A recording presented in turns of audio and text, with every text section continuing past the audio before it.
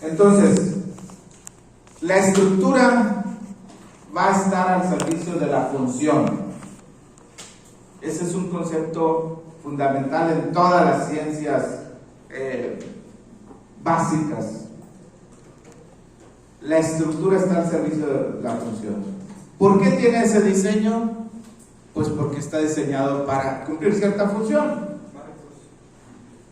El pulmón, la estructura, la forma como está diseñada tiene que ver con la función. Y el pulmón tiene varias funciones generales. Voy a hablar después de esas.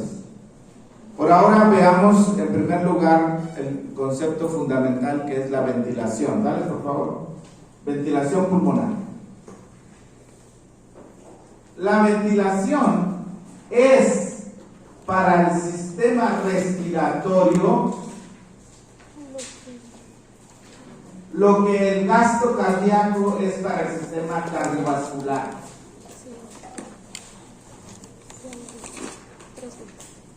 La ventilación es para el sistema respiratorio lo que el gasto cardíaco es para el sistema cardiovascular.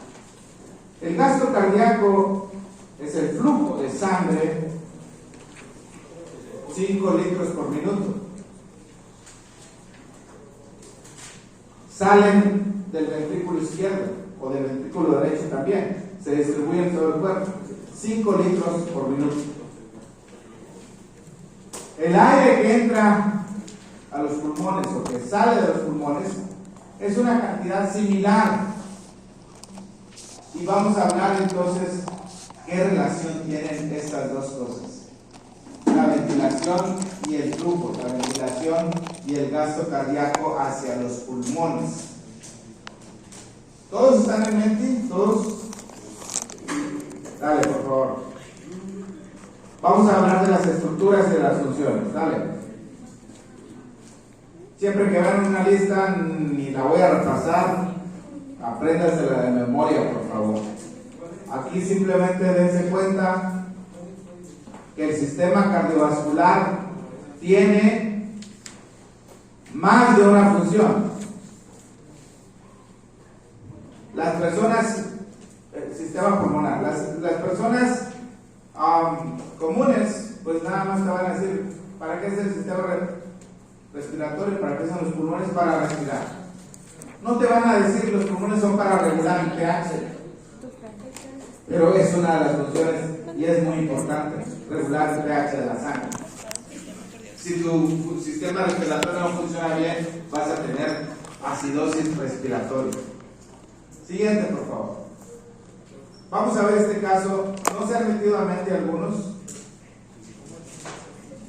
Almacena sangre, regrésate por favor, porque los vasos sanguíneos pulmonares en general son más distensibles que los sistémicos. Cierto volumen de sangre se almacena en los pulmones. Cuando se requiere, pues se comprime un poco y se va al resto de la circulación. Ok, a ver, ¿dónde está el código Menti, por favor? ¿Ya todos entraron? Bueno, dale. Miren, este casito es realmente sencillo. Es una chica, es una jovencita de 13 años que tiene disnea, siente que no puede respirar, pero además se ve que no puede respirar. Si una persona les dice, no puedo respirar, no puedo respirar, no puedo respirar, sí puede respirar. Pero si una persona les dice, pues esa persona no puede respirar, no necesita decírselo, ¿lo ves? Pero la sensación de falta de aire, tú no la puedes cuestionar. Si la persona te dice, es que siento que me falta el aire, porque mi novio o mi novia se fue. Bueno, eso ya se está reclamando, ¿no? Pero siento que me falta el aire. Entonces tienes que creerlo, porque es algo subjetivo. De paso, ¿saben cuál es la definición de un suspiro? Sí, así por decirlo. ¿Saben cuál es? Porque está en el grupo de todos. ¿Cómo se define un suspiro? el aire que te sobra cuando alguien te hace falta?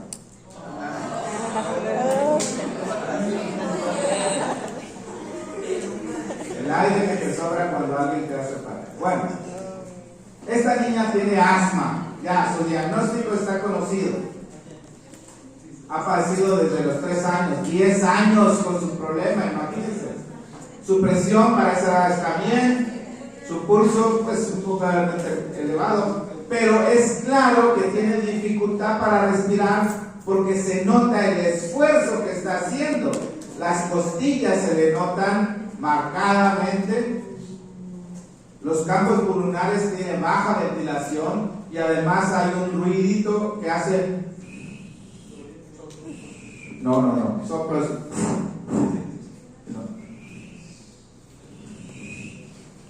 Sibilancias, porque el aire está pasando por un punto estrecho. Vean ahí cómo son los bronquios normales y cómo son los bronquios con un paciente con asma. Vean el diámetro. Hay muchas secreciones en los bronquios cuando hay asma. Además hay broncoconstricción. El músculo liso se contrae y entonces hay estrechez de los bronquios, y cuando el fluido, en este caso aire, pasa por un punto donde está disminuido el diámetro, la velocidad aumenta y la probabilidad de flujo turbulento también aumenta, entonces tenemos ruido. Es lo mismo que dijimos en sistema cardiovascular.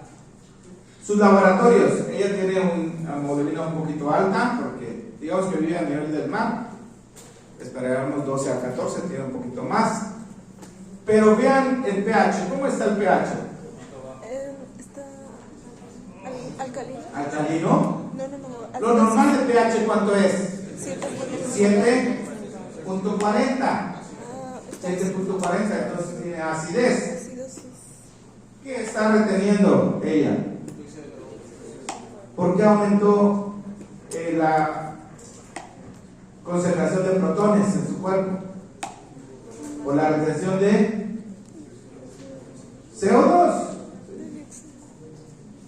El sistema respiratorio no es solamente para meter oxígeno, es también para sacar el CO2.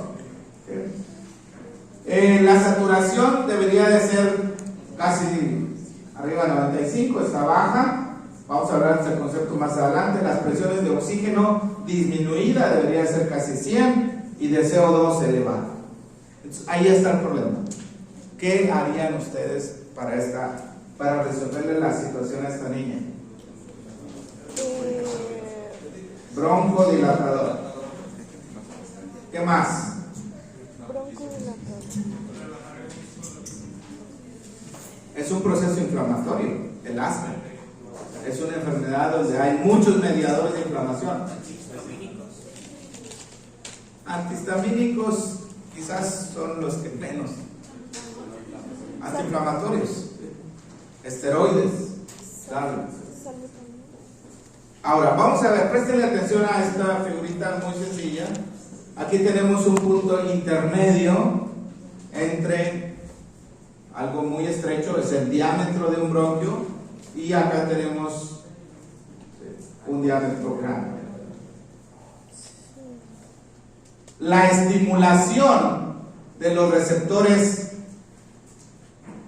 muscarínicos, estimulación de los receptores M.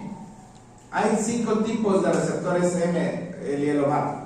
No creo que es el M2, pero receptor muscarínico. Estimulación muscarínica hace broncoconstricción. Broncoconstricción. El músculo liso se contrae, el diámetro se reduce. En cambio, la estimulación de los receptores beta 2, que son adrenérgicos, produce broncodilatación. El músculo liso se relaja y el diámetro aumenta. Esta es la base para el tratamiento. Y eso ustedes, como les he dicho en más de una ocasión, ya son médicos en formación y pueden saber un tratamiento correcto a un paciente. Claro, lo primero que hay que tener es el diagnóstico. Si tu diagnóstico está errado, pues va a cerrar, ¿no? Entonces, ¿de qué otra manera podemos producir la broncodilatación y la broncoconstricción?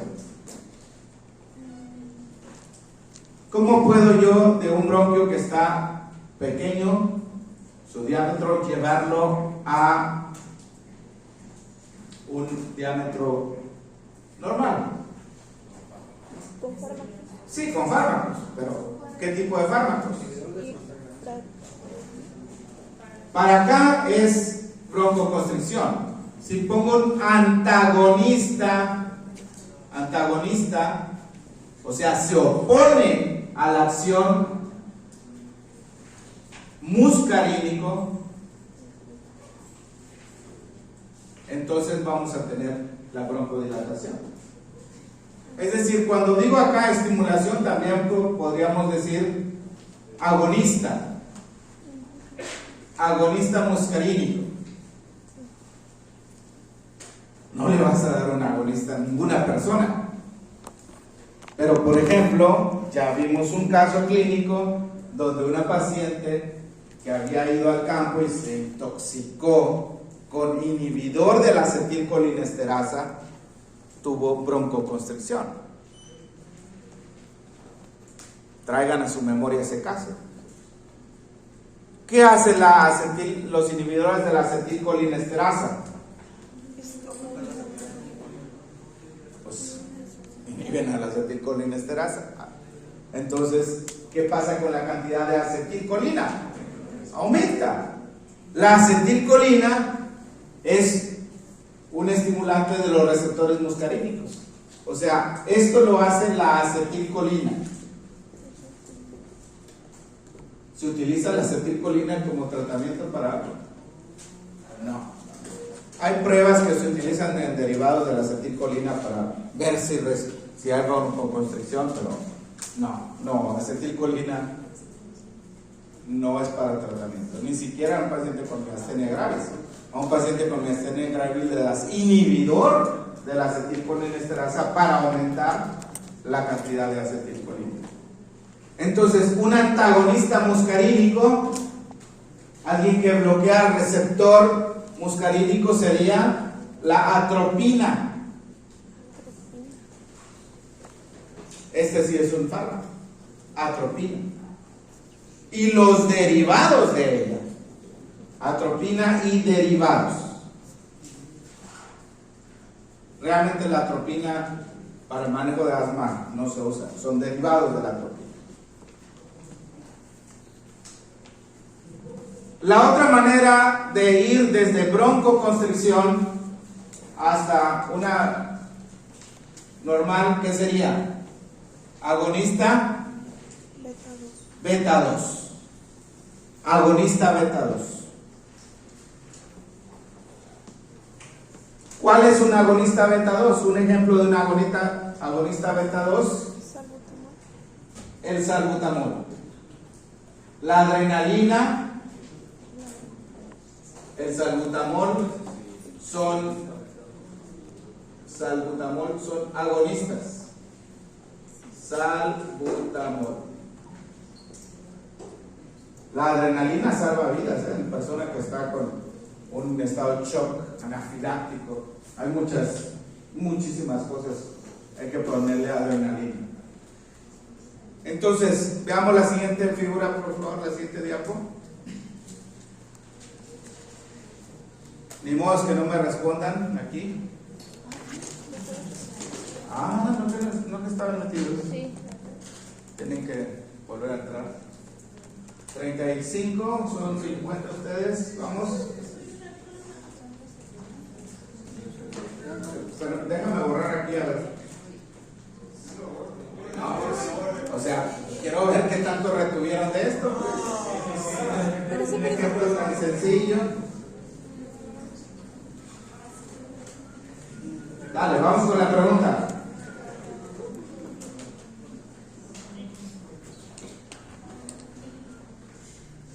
La estimulación de qué tipo de receptores causará broncodilatación en esta paciente. Estimulación de qué tipo de receptores. Un segundo para contestar. Ojo, estimulación agonista. ¿Listos? ¿Qué pasó? ¿Qué pasó con los que pusieron? ¿Qué dice la última? Muscarínicos. Oye, si le das un muscarínico, receptor muscarínico, lo matas. Está en broncoconstricción la paciente, quieres tener broncodilatación. Estimular receptor muscarínico produce más broncoconstricción. Las otras que dicen, no veo. Alfa 1, alfa 2. No son los receptores. Es la estimulación beta 2 la que le va a producir alivio al paciente. ¿Cómo se llama el medicamento? Salbutamol. A lo mejor algunos de ustedes eso, ácido asmático, y eso es lo que usaban en el spray. Siguiente pregunta. Ahora sí nadie va a fallar. Tranquilo. Siguiente pregunta. Nadie va a fallar. Les apuesto que nadie va a fallar. Una comida.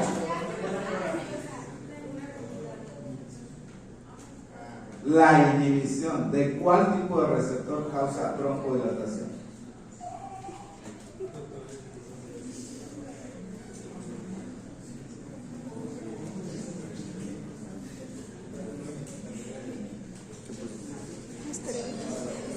Ahora sí, la inhibición antagonista muscarínico te va a producir también vasodilatación.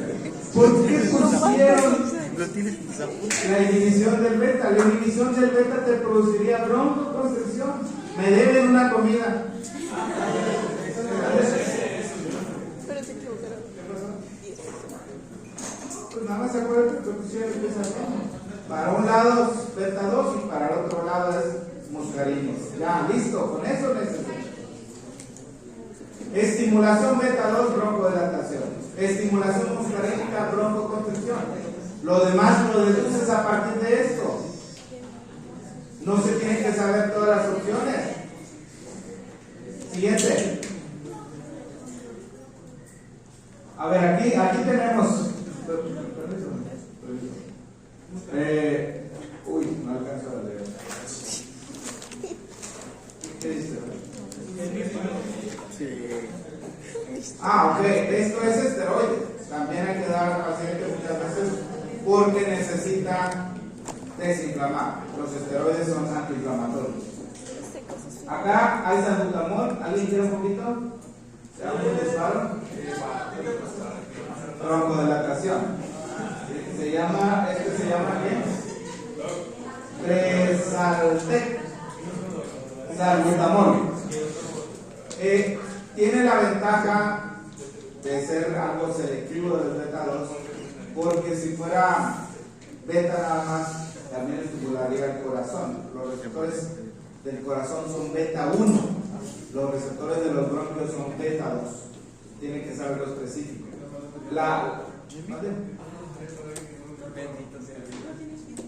Innecesario, ¿no? Broncodilatación, en teoría nada más de eso, porque algunas personas les causa un poquito de temblor.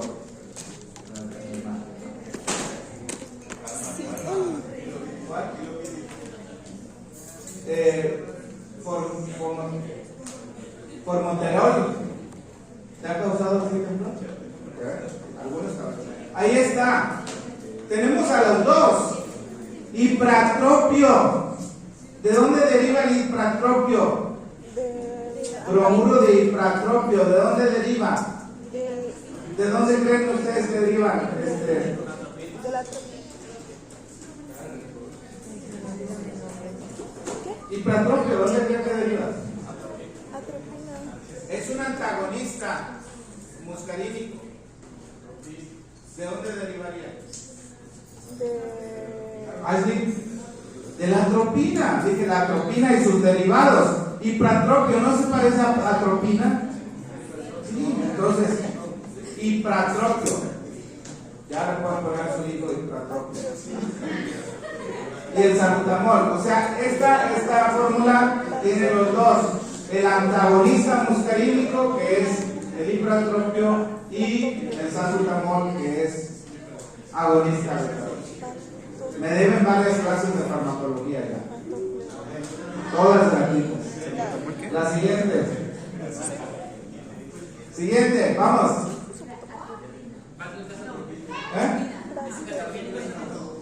Sí, dale. Ok, segundo caso. Segundo caso. Aquí tenemos un paciente que tiene dolor en el hemitórax derecho, que aumenta en la inspiración profunda y en el decúbito. Tiene disnea. ¿Qué es disnea? No puedo respirar. No es dificultad respiratoria disnea. Ay, ¿no? Disnea es un síntoma, no un signo. Tú no puedes ver la disnea del paciente.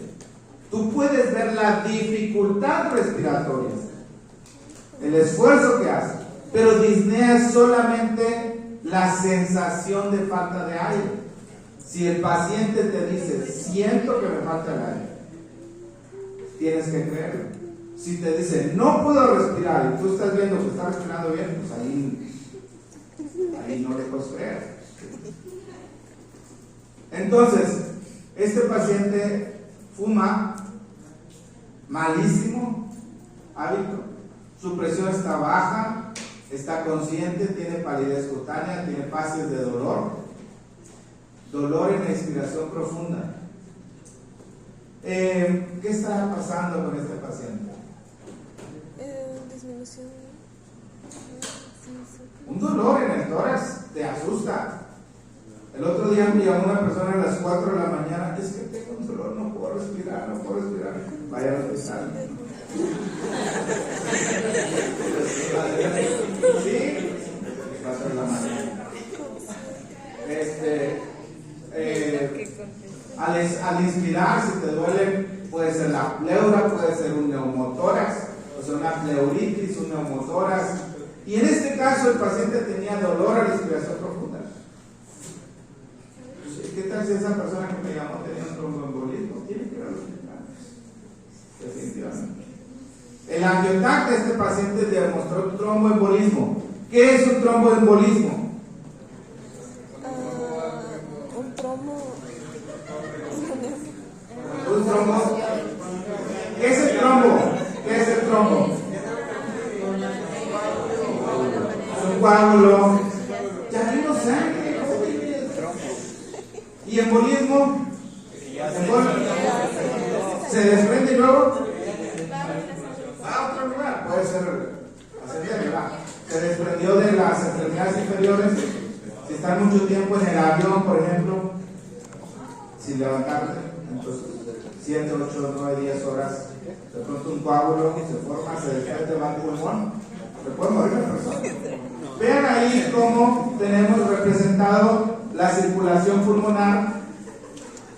Está truncada de la rama izquierda de la arteria pulmonar. ¿De dónde surge la arteria pulmonar? ¿De qué cavidad? Ventrículo derecho. Y se divide en rama derecha y rama izquierda de la arteria pulmonar. Aquí está ocluida totalmente la rama izquierda. Entonces, ese pulmón, ese lado del pulmón, está recibiendo aire, pero no intercambia. De nada sirve el aire que está llegando ahí. Es un espacio muerto. Y ahora les voy a explicar qué significa muerto, espacio muerto. Siguiente, por favor. Bueno, a ver, regrésate al caso. ¿Qué dice que la base pulmonar derecha es en el izquierdo? Bueno, me confundí. No, una pregunta. La verdad es que la figura no necesariamente corresponde con el caso, era para explicar. Está bien, vamos a corregir que diga base pulmonar izquierda para que coincida con la figura. ¿Por qué dice que puede pasar el aire pero no sale? O sea, si está ahí atascado, se supone que no puede. No. El aire entra y sale.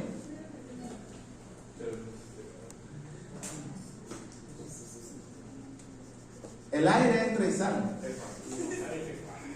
pero no se intercambia con la sangre, porque no hay sangre llegando.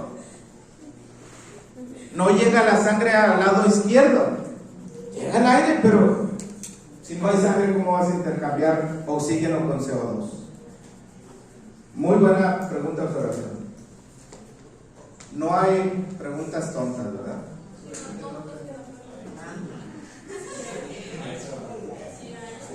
¿Preguntas tontas?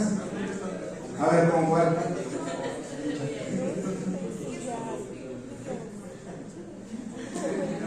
Bueno, vamos con el caso. Miren, tienen que saber cómo está organizado el sistema respiratorio, la estructura.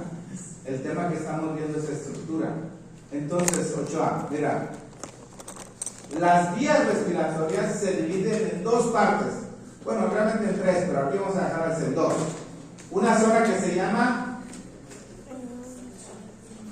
de conducción y la otra respiratoria.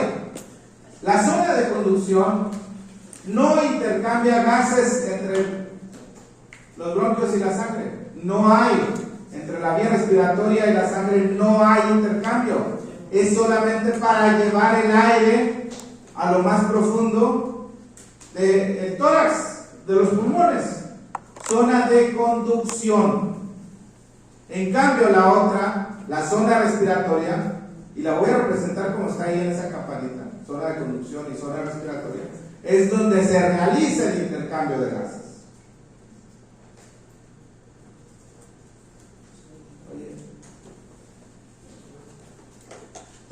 ¿Por qué razón tenemos estas dos zonas?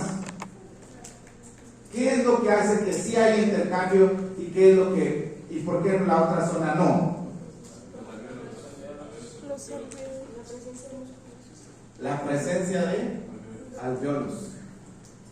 El árbol respiratorio, pues es como un árbol, solamente que las ramas están para abajo, el tronco arriba y las ramas abajo. Y se va dividiendo de dos en dos. La tráquea, bronquio principal derecho y bronquio principal izquierdo. ¿Cuál de ellos es más vertical? ¿El derecho o el izquierdo? El derecho. Si se trata un cacahuate que se vaya a la vía respiratoria, lo más probable es que se va a ir al lado derecho. Muy bien. Entonces, tenemos los bronquios primarios, los bronquios secundarios, terciarios, cuaternarios. Hasta 16 veces se divide. Y al final, en esa zona, tenemos los bronquiolos terminales. Ojo, terminal no es porque es el último en la división, sino porque es el último de esa zona. En la división número 16, perdón, no la 17, en la 16 termina la zona respiratoria, la zona de conducción. Y en la 17 comienza la zona respiratoria. Sí, mira, ahí está. Zona respiratoria. ¿Qué ventaja, Adolfo, da dividir tantas veces? ¿Por qué no un solo tubo ya listo? ¿Qué ventaja tiene dividirse tantas veces? Porque ciertas partículas no pueden llegar abajo. Filtrar, bueno, está bien. Más capacidad de filtrar, pero no es lo principal.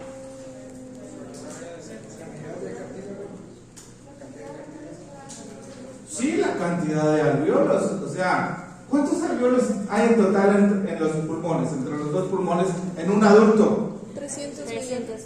¿300? Millones. Millones. 300 millones. O sea, Adolfo, el hecho de dividirse hace crecer enormemente el espacio. No es lo mismo tener un solo tubo que tener ese tubo con muchísimas ramificaciones, ¿entienden? La estructura, jóvenes, la estructura. Yo creo que deberíamos de tener la clase que se llamara morfofisiología, de una sola vez, que entiendan la forma y la estructura.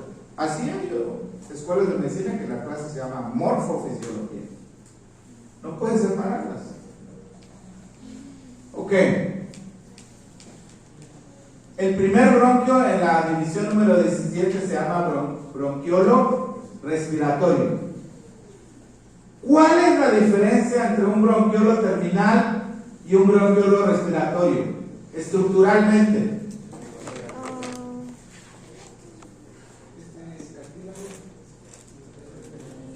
No, el cartílago ya quedó muy atrás, Edson. La tráquea tiene bastantes cartílagos, los bronquios van reduciendo. La diferencia entre el terminal y el respiratorio es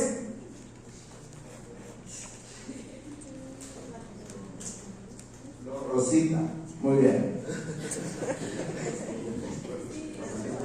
La presencia de alveolos, ahí se ve la figura. Jóvenes estudiantes de medicina, médicos del futuro, observación.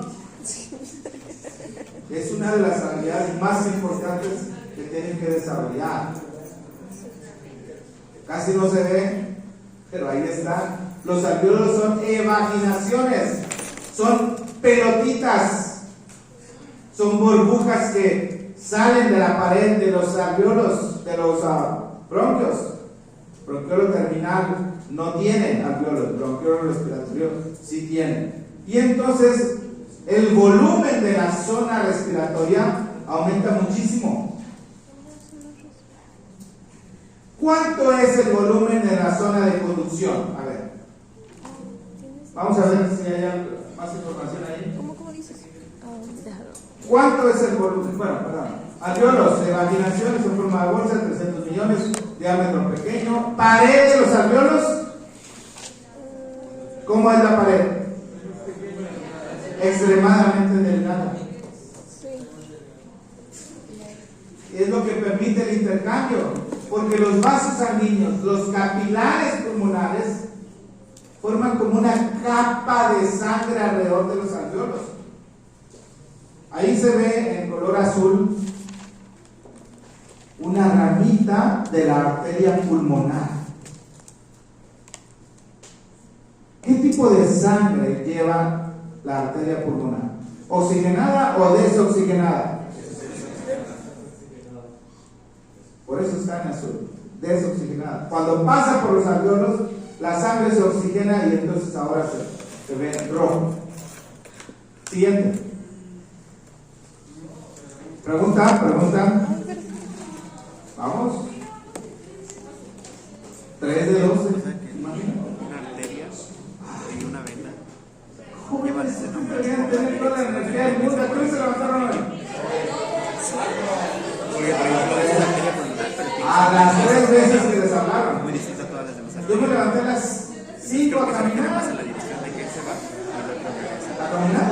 Más que allá. Caminen para que tengan Tienes energía. salido cabello días. Vamos. ¿Cuál eres el? No, que para 5 minutos de break, no. Dale. ¿Cuál de las siguientes no forma parte de la zona respiratoria? ¿Cuál de los siguientes? Ni siquiera lo vi.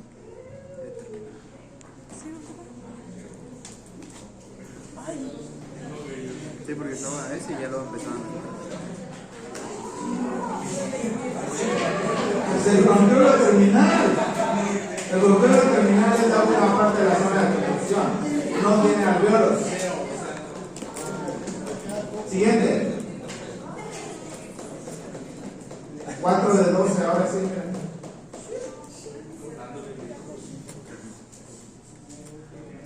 Joseph. ¿Cuánto es el volumen aproximado de la zona de conducción? Para que la adivinen, porque si no han visto ningún video, no han leído nada, pues la adivinen.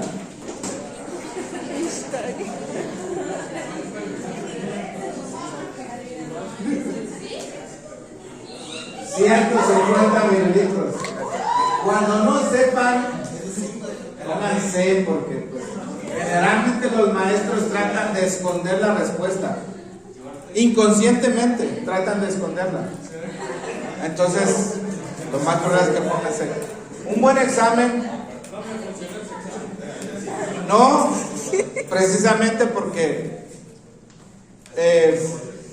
busco distribuir, aunque en este examen había mucha letra B, de más. Pero mira, si son 50 preguntas, te voy a poner 10 respuestas A, 10B, 10C, 10D y 10E. Órale. Para que no haya sesgo para ninguna letra. ¿Entiendes? Eso es estrategias para No los se me exámenes. caben los 10B, güey. ¿Quieren que les dé más No, ya tips no de hay los B. exámenes? Tiene que ser. Ah, oh. Pero si sale de haber visto. Siento que es demasiado verde. Cambicuna. Letra favorita, no sé, pero trato de No distribuir. hubiera tenido bien. No, trato de distribuir. No siempre, porque al final tienes que revisar que sean el mismo número de respuestas, ¿no? De cada letra. Vamos. Perdón. No, entonces, miren, jóvenes. ¿Cuántos? ¿Quién es de Cancún, Playa del Carmen, por allá? Muy bien. Hace unos días fui ahí el mar hermoso. Bueno, snorkear. ¿Qué es snorkear? Bucear pero sin tanque de oxígeno. Como bucear pero sin tanque de oxígeno. Te pones un tubo y entonces ese tubo sale más arriba del nivel del agua. Pues si te vas más abajo va a entrar agua y te vas a ahogar. Entonces, ese tubo, jóvenes, ese tubo es la zona de conducción. No solamente la tráquea, todas las vías respiratorias que no tengan alveolos es zona de conducción. Si te pones a snorkear, ¿qué pasa con la zona de conducción? ¿Aumenta, disminuye o no cambia? A mí también. Momento, a ver, la pregunta. Si te pones a snorkear, ¿qué pasa con la zona de conducción? ¿Aumenta, disminuye o no cambia? No cambia. Pues la zona de conducción va a aumentar. Ahora tienes que hacer más esfuerzo para llevar el aire hasta lo más profundo de los pulmones. Lo normal, aproximadamente, son 2 mililitros por kilo de peso. Entonces, si pesas 70, 75 kilos, la zona de conducción debería tener un volumen de 150 mililitros. 150 mililitros. Sí. Esa es la respuesta. Siguiente. Pero eso no sacó. A ver, pues entren de nuevo. Ok. A ver. No, que rey ni que nada.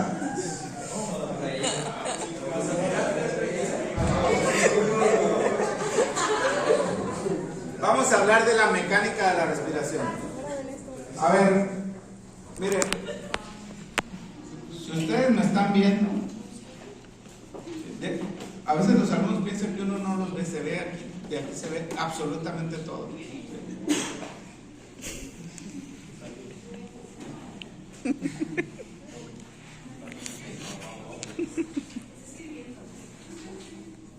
Ok, es que en este momento es importante que vean. Tenemos aquí un recipiente que tiene 2 globos. Los globos están conectados, debería de ser un solo tubo. ¿Por qué tenemos 2? No, pero la tráquea es solamente una, ¿no? Bueno, ahí están los pulmones, los globos son los pulmones. El recipiente es el tórax, aunque podría expandirse, pero este no se va a expandir. Díganme, ¿cómo inflarían ustedes estos pulmones, estos globos? Una forma, díganme. Soplando.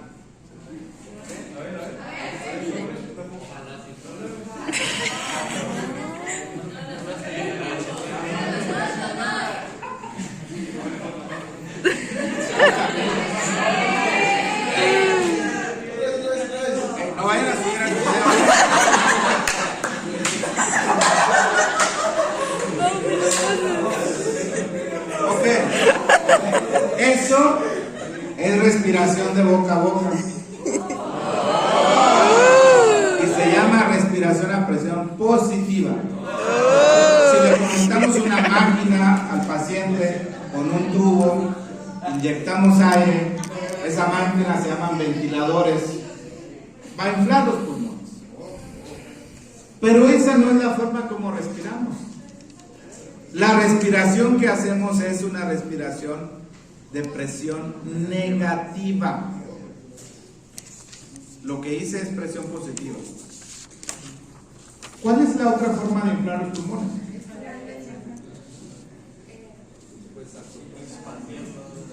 ¿Expandir qué? No, sí, claro, pues es lo que buscamos. ¿Cómo lo expandiría?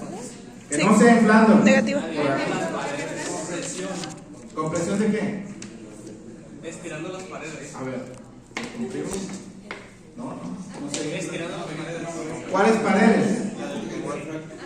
Las del pulmón. Pues eso es lo que queremos, Luna. Pero ¿cómo le hago? Las pleuras. A ver.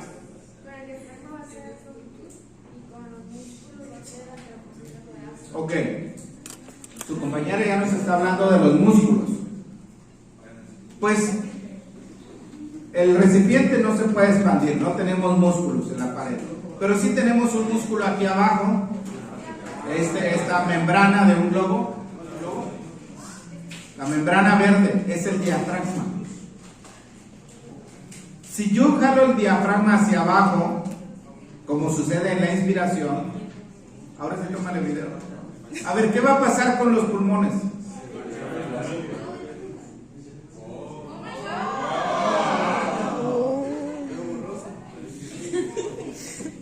¿Por qué se inflan los pulmones cuando jalo el diafragma hacia abajo? ¿Cuál presión? ¿Cuál presión? Sí, tiene que ver con la presión, pero ¿cuál presión? ¿Dónde? Presión negativa, ¿dónde? Abajo. Ley de Boyle, jóvenes. Ley de Boyle. Sí. Es por la presión negativa. La presión negativa alrededor del pulmón, afuera del globo. Aunque también hay cambios adentro, ahora vamos a recordar lo que les enseñaron en el kinder, que la presión y el volumen están inversamente relacionados. Volumen por presión es una constante. ¿Sí o no? Si la temperatura no cambia, el producto del volumen por la presión es constante. Nunca pensaron que les iba a servir en medicina. Eso no sirve en medicina, yo quiero ser médico, pues tienes que saber esto. Volumen es 1 sobre P. Si la P la paso para acá, aquí está multiplicando. ¿Cómo pasa? Dividiendo. El volumen y la presión son inversos. También puedo ponerlo, presión es 1 sobre B. Nos vamos a quedar con esta última. Si el volumen cambia, la presión cambia. Cuando hablamos de las leyes de los gases, esto sucede. ¿O no, Joseph? Apóyame, por favor.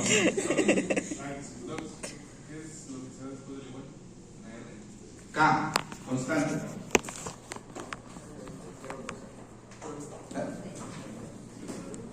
Entonces, volumen y presión son inversamente relacionados. Ya se los dije en cardio. Si aumentas el volumen, ¿qué pasa con la presión? Disminuye. Cuando hay vasodilatación, ¿qué pasa con la presión? Disminuye. Es exactamente lo mismo. Por eso es una repetidera lo de fisiología, pero si no agarran las cosas desde el inicio, no van a entender lo demás. Si lo agarran bien, lo demás va a ser aburrido. Entonces, Cuando cambia el volumen, la presión se reduce. Ahora, ¿qué tipo de presiones estamos hablando? Positivas y negativas. ¿Cuál es el punto? Se movieron. ¿Cuál es el punto cero?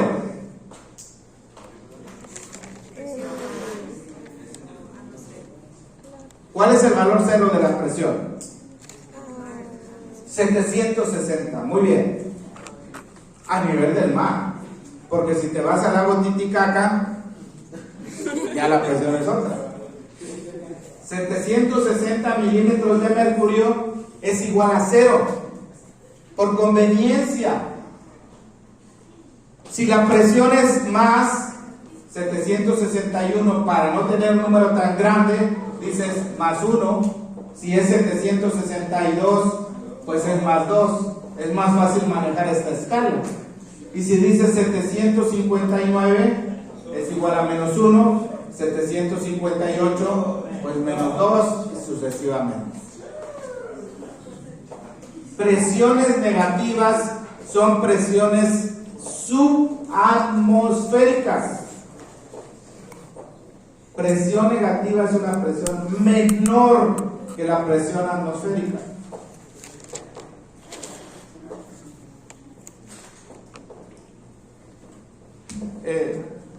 Doctor Kenneth, cuando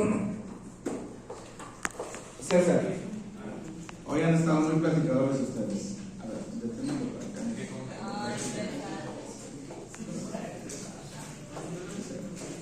Cuando jalo el diafragma, ¿qué pasa con el espacio alrededor de los globos? ¿Aumenta o disminuye o no cambia? Entonces, creo una presión negativa alrededor de los pulmones. Si el volumen aumenta, cuando aumenta el volumen, ¿qué pasa con la presión? Entonces, la presión negativa alrededor del pulmón, si aumenta el volumen, la presión disminuye. Si la presión era 760, al hacer la contracción del diafragma va a ser menos. En realidad, inicialmente es por abajo de la presión atmosférica. Ahorita vamos a hablar de eso. ¿Entienden, jóvenes? La respiración es un asunto mecánico, por eso el tema es mecánica de la respiración. Y son cosas muy fundamentales entender la relación entre el volumen y la presión. Cualquier persona va a decir, ¿cómo respirar? No, entra el aire y se infla el pulmón. Así es. Así respiramos normalmente. Entra el aire y se infla el pulmón. Eso te lo va a decir cualquier persona. Y tú le tienes que decir, no, así no es. Así no es. No es que entra el aire y se expande el pulmón. No, es al revés. Se expande el pulmón y luego entra el aire. Solo que suceden tan rápido estas cosas que no lo percibimos. Pero el principio es fundamental, porque no puedes entender el neumotórax, no puedes entender qué pasa con los pacientes si no tienes estos conceptos tan fundamentales. Entonces, presión negativa es lo que mantiene expandido al pulmón. La presión negativa del espacio intrapleural. ¿Cuál es el espacio intrapleural? Vamos a ver.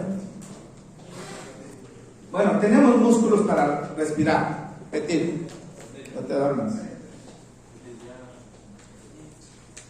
Tenemos un grupo de músculos que cuando se contraen hacen que las dimensiones del tórax aumenten o que haya un esfuerzo para meter más aire. Se ve el esfuerzo. Se llaman músculos de la inspiración. ¿Cuál es el principal músculo de la inspiración? Pues el diafragma. Los intercostales externos también cuentan para esto. Hay otro grupo de músculos que cuando se contraen, el pulmón se hace más pequeño de lo normal. son los músculos de la expiración. Porque reduce las dimensiones del tórax y entonces la presión aumenta y va hacia afuera el aire. Normalmente no utilizamos los músculos de la expiración. Porque cuando tú inspiras, inflas el pulmón. ¿Cuál es la propiedad física que hace que el pulmón vuelva a su tamaño normal? La propiedad física que hace que el pulmón vuelva a su tamaño normal se llama elasticidad. Recuerden, elasticidad no es estirar. ¿Cómo se llama cuando estiras? Distensibilidad. Elasticidad es regresar, encogerse, más pequeño, volver al tamaño normal. Propiedad que tiene el pulmón. ¿Han tocado un pulmón?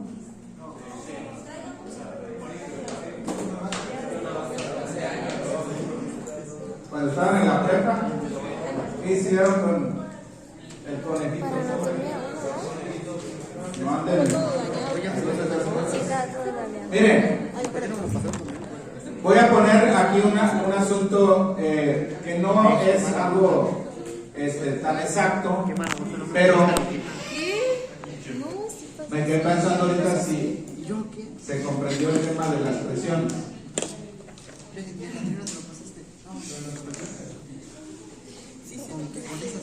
Cuando la presión dentro del pulmón disminuye, normalmente está en 760, vamos a ponerla en 758. ¿Afuera cuánto es? 700. Estamos hablando de que están aquí en Acapulco, Cancún, Los Cabos, a nivel del mar. ¿Qué va a pasar con el aire? ¿Va a entrar o va a salir? Va a salir. Va a entrar. Cuando sucede esto, ¿qué va a pasar con el aire? ¿Por qué entra? Desde las primeras clases les estoy hablando del gradiente. En este caso, el aire entra porque hay un gradiente que favorece que entre. ¿Cuánto es el gradiente? Menos 2. Hacia adentro. Aquí podríamos poner 0 y acá menos 2. Ahora, cuando la presión dentro del pulmón es 761, la de afuera no cambia, ¿verdad? Esto decimos que es más 1. ¿Qué va a pasar con el aire? Pues va a salir. ¿Se fijan? O sea, el mismo principio. Las cosas se mueven de más a menos. El aire se mueve de mayor presión a menor presión, siempre. Igual que la sangre, igual que el transporte a través de la membrana. O sea, ¿no se han cansado que les diga esto? Y lo voy a volver a ver en fisiología renal. ¿Ok? Vamos con la siguiente. La forma como están organizadas, los intercostales ayudan a aumentar las dimensiones del tórax, como dijo su compañera, anteroposterior, y el diafragma en el sentido vertical. Cuando aumenta el volumen, ¿qué pasa con la presión? Disminuye, ley de Boyle. Si aumenta el volumen, aumenta el espacio más bien, la presión disminuye. Siguiente. Vamos. Valentina, 5. Vamos a las 5 apenas. ¿Te largos minutos todavía? Dale.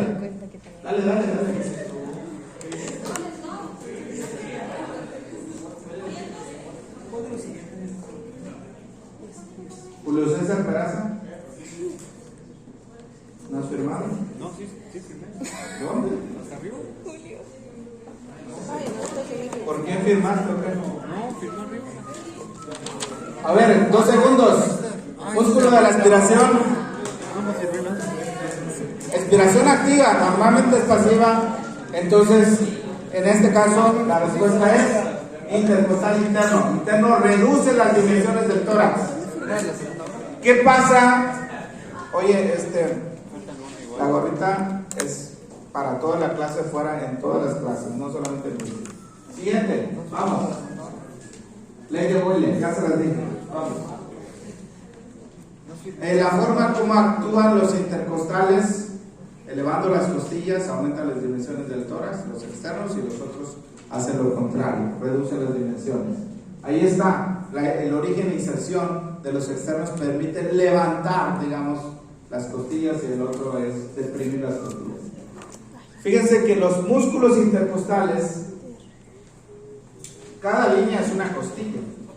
Cuando se contrae el músculo intercostal, pareciera que las costillas se hunden, o sea, más bien el espacio entre las costillas, entonces se notan más. Si ustedes ven marcado, ¿sí? Eso se llama tiraje intercostal, especialmente en un niño, saben que tiene una dificultad respiratoria importante, ¿no? El uso de los músculos intercostales en forma muy notoria. Siguiente, 6. Valentina. La mitad, imagina. Y vamos a terminar, te lo prometo. La contracción de todos los siguientes aumenta las dimensiones del tórax, excepto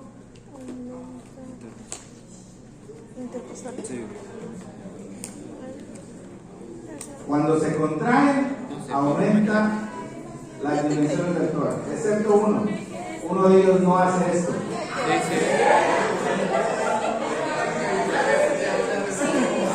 O sea, en otras palabras, les estaba preguntando, todos los siguientes son, a ver, jóvenes,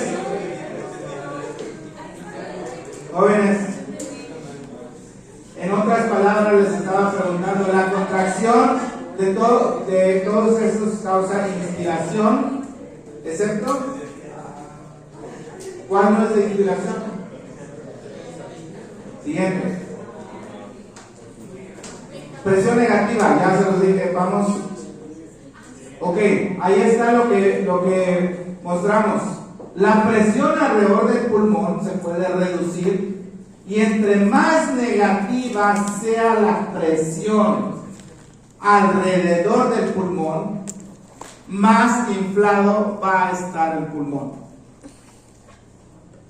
Entre más negativa sea la presión alrededor del pulmón, afuera del pulmón, más inflado va a estar el pulmón. Es como que esa presión negativa tracciona el pulmón, lo expande, así como lo mostré cuando jalé el diafragma.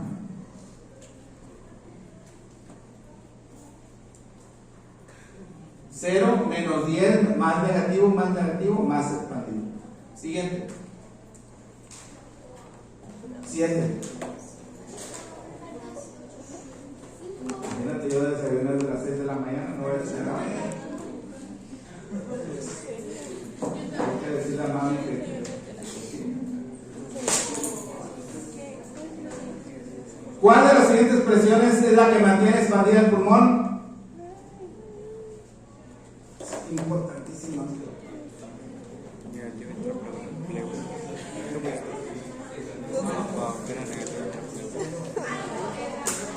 Lo que mantiene expandido el pulmón es la presión negativa alrededor del pulmón, es la presión intrapleural. Siguiente. Miren, espérame. A ver. Mucho ojo. ¿Cómo dice el pastor Orozco?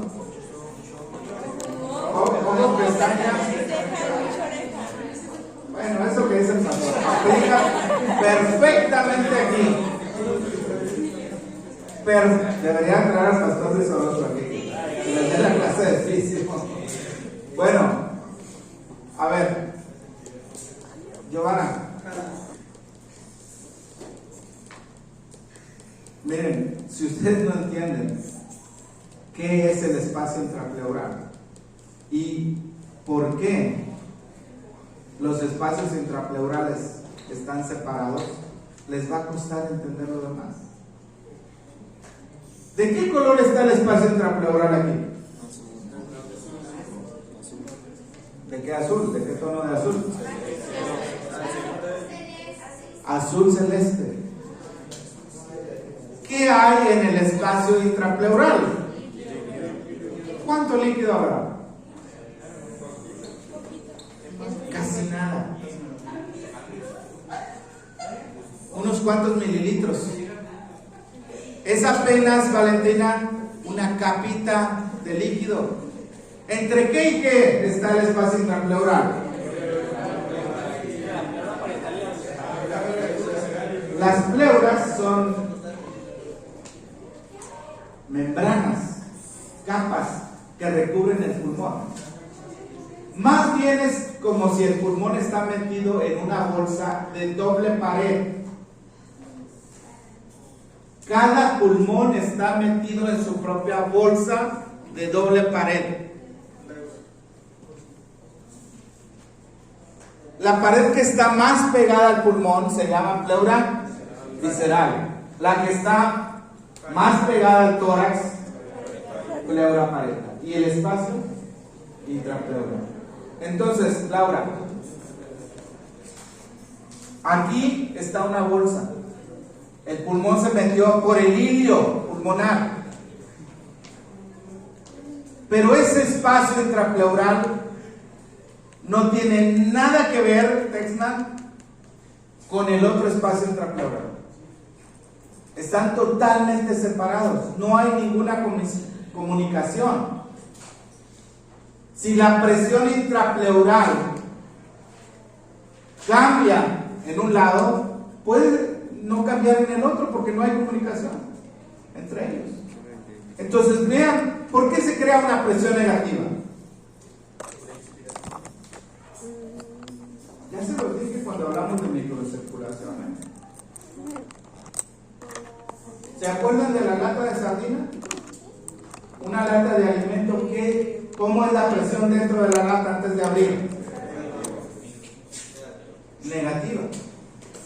¿Por qué tienes una presión negativa dentro de la lata? Se extrae el aire, se crea un vacío o un semivacío. Aquí los vasos linfáticos, ¿ven ustedes vasos linfáticos ahí? ¿Cuáles qué color son? Amarillos. No me repites lo que escuchas. Ay, entonces, hay mucho vaso linfático succionando el líquido y entonces crea la presión negativa. Pero también, si tú tratas de separar las dos pleuras, la pleura visceral es traccionada por los pulmones hacia adentro y la pleura parietal por el tórax hacia afuera. Tratas de aumentar el espacio. ¿Qué dice la ley de Boyle? ¿Qué va a pasar cuando aumentas el espacio? ¿La presión? Esas son las dos razones por las que se crea la presión negativa. Dale, por favor. Ahí están los cambios durante el ciclo respiratorio para que vean cómo, entonces, en inspiración, ¿qué pasa con la presión intrapleural? Al inicio de la inspiración, ¿cómo está la presión intrapleural? ¿Cuánto? -5. Al final, todavía más negativa. Recuerden que entre más negativo, más expandido está el pulmón.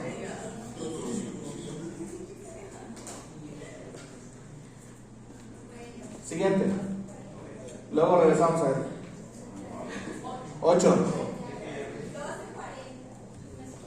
10 minutos te puedo hacer 20 preguntas. Dale. Dale. La contracción de cuáles músculos reduce la presión intrapleural, o sea, la hace más negativa.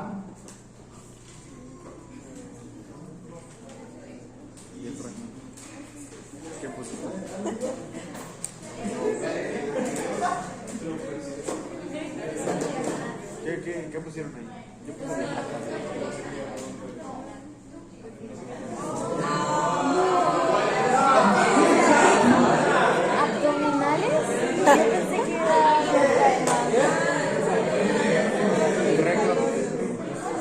Está rara.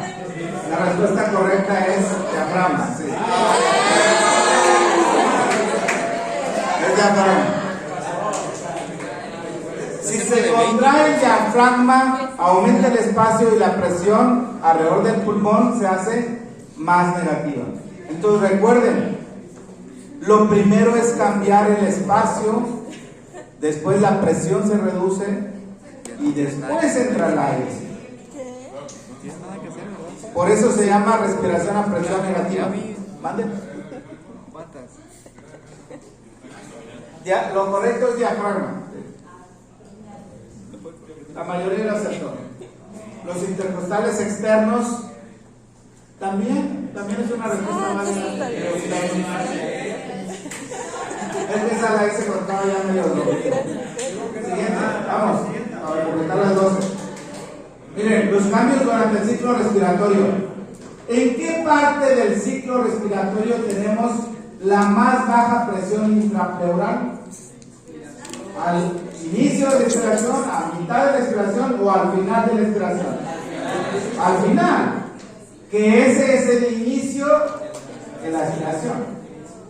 Ojo, realmente hay una presión más importante que la intrapleural y se llama la presión transpulmonar o transmural. Es un tipo de presión transmural. Lo importante va a ser la diferencia entre la intrapleural y la alveolar. Ojo, una cosa es la presión en el espacio entre las dos pleuras y otra es la presión dentro del alveolo. Al final de la inspiración, si se fijan ustedes, la diferencia entre estas dos presiones, este punto y este punto, es la más grande.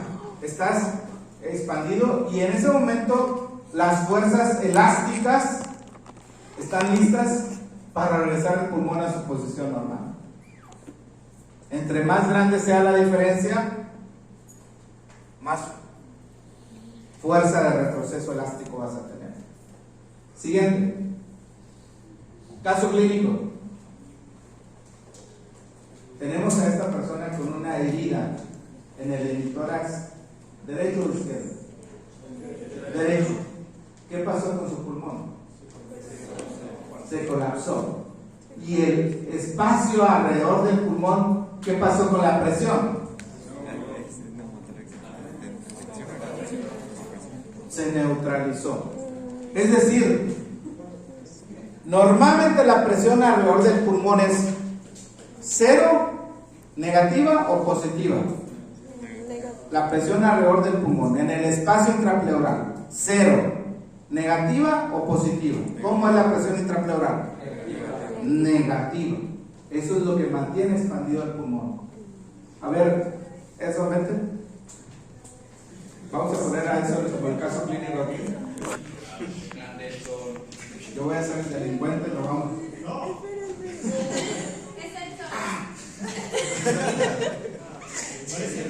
Muerte. Entonces, al haber una comunicación entre el aire y el espacio intrapleural, la presión intrapleural, ¿en qué valor va a quedar?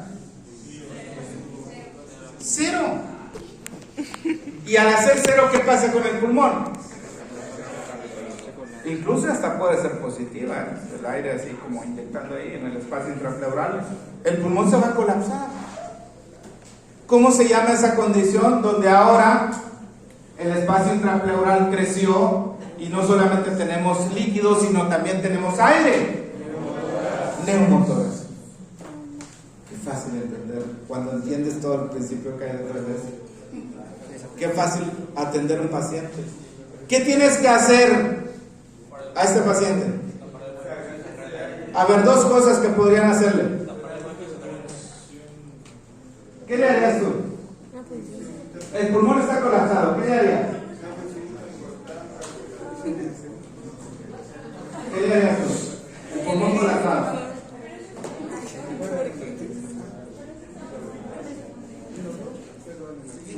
Hay que expandir el pulmón. ¿Cómo le haría para expandirlo?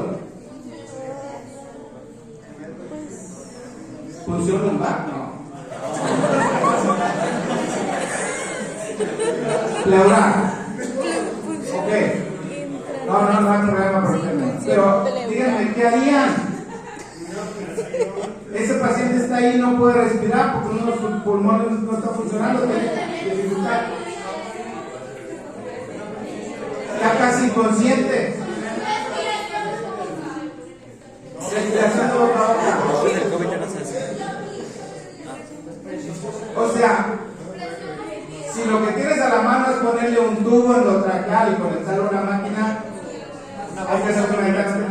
¿Por qué? Presión positiva, ¿no? Las mismas opciones que les di para entrar el globo en aquel recipiente. Pero la otra es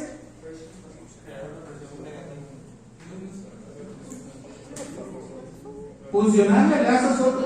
A ver, no faltó con una te hago otra. ¿Qué le van a hacer?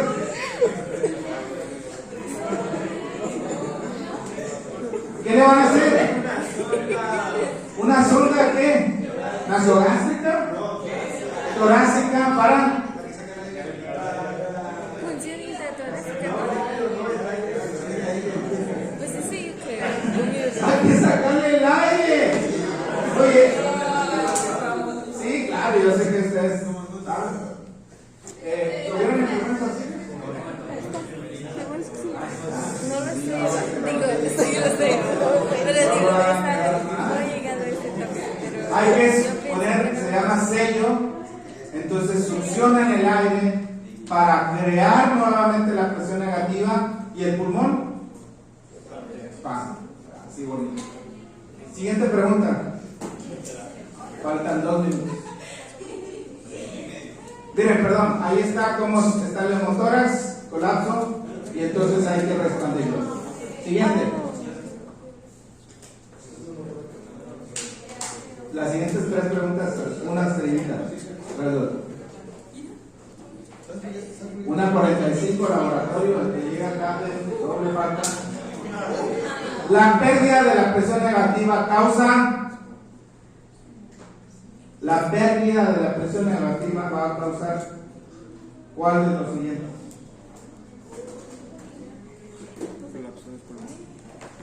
Pérdida de la presión negativa. O sea, se hace cero. Alexis, estamos en la clase. Entonces, lo que va a causar es colapso. Estamos hablando de un neumotórax. Siguiente. El pulmón es distensible, se estira, pero también es elástico. Falta 1 minuto. Siguiente. La elasticidad tiene que ver con las fibras. Regrésate por favor. Con las fibras de elastina y de colágeno. Y por la tensión superficial. La tensión superficial es un tema muy importante en fisiología respiratoria. Y 3, 2, 1. No cabe aquí. A ver, dale la siguiente diapo. Cuando llegue a 50, aquí nos vamos. Ya. No, pues eso lo vemos en la tarde. Mañana voy a ver un tema. No voy a terminar sino voy a ver nuevos temas. Así que los que no tengan laboratorio hoy, pues tendrán que